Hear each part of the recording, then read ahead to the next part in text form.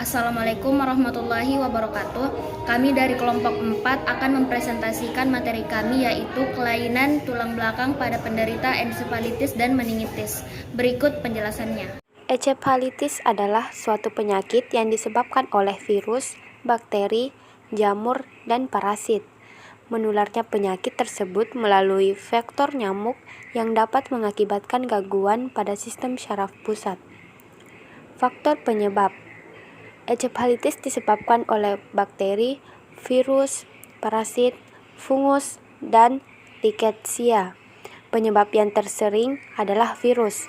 Infeksi dapat terjadi karena virus langsung menyerang otak atau reaksi radang akut karena infeksi sistemik atau vaksinasi terdahulu. Ensefalitis juga dapat diakibatkan oleh invasi langsung cairan cerebrospinal selama fungsi lumbal.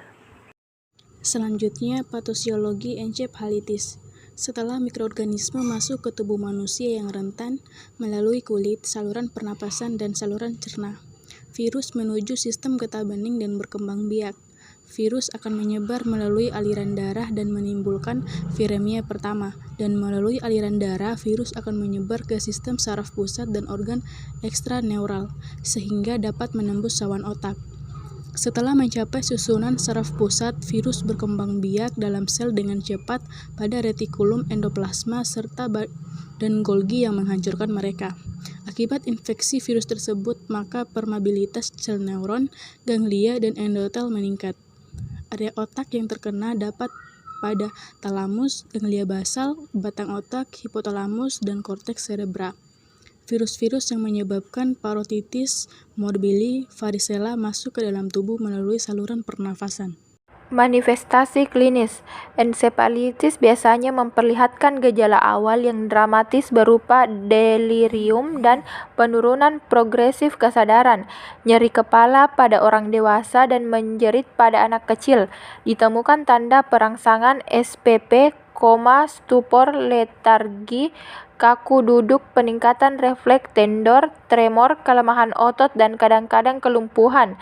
Meskipun penyebabnya berbeda, gejala klinis ensefalitis lebih kurang sama dan khas sehingga dapat digunakan sebagai kriteria diagnostik. Secara umum, gejala berupa trias ensefalitis yang terdiri dari demam, kejang, dan penurunan kesadaran.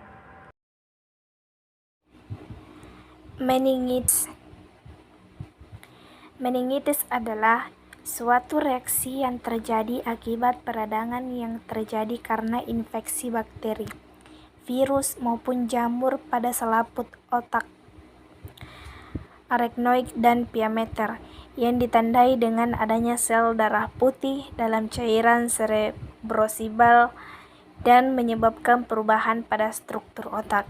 Kemudian melangkah kepada apa penyebab meningitis. Jadi, penyebab meningitis seringkali disebabkan oleh infeksi oleh mikroorganisme.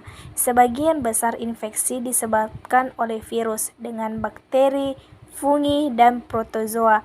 Sebagai penyebab paling sering berikutnya, penyakit ini bisa juga disebabkan oleh berbagai penyebab non-infeksi. Patosiologi meningitis.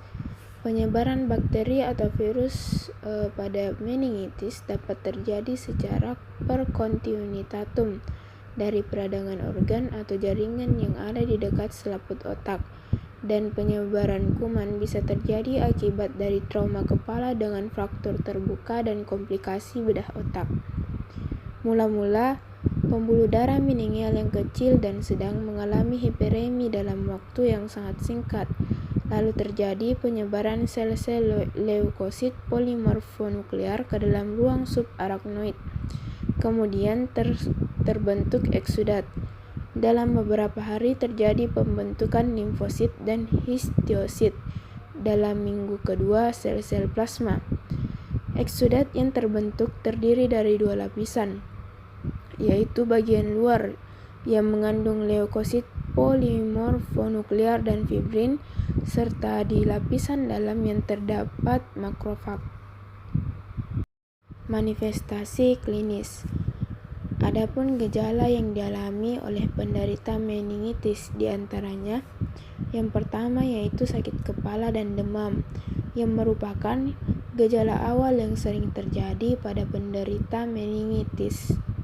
Yang kedua yaitu perubahan tingkat kesadaran seperti terjadi letargik, tidak responsif, dan koma. Yang ketiga, iritasi meningen yang mengakibatkan sejumlah tanda. Yang keempat, sensitif yang berlebihan pada cahaya. Yang kelima, kejang akibat area vokal kortikal yang peka dan peningkatan tik akibat eksudat perilin dan edema cerebral. Yang keenam, adanya ruam. Yang ketujuh, infeksi fulminating dengan tanda-tanda septikemia seperti demam yang tinggi yang tiba-tiba muncul. Itulah tadi presentasi dari materi kelompok kami. Sekian dan terima kasih. Wassalamualaikum warahmatullahi wabarakatuh.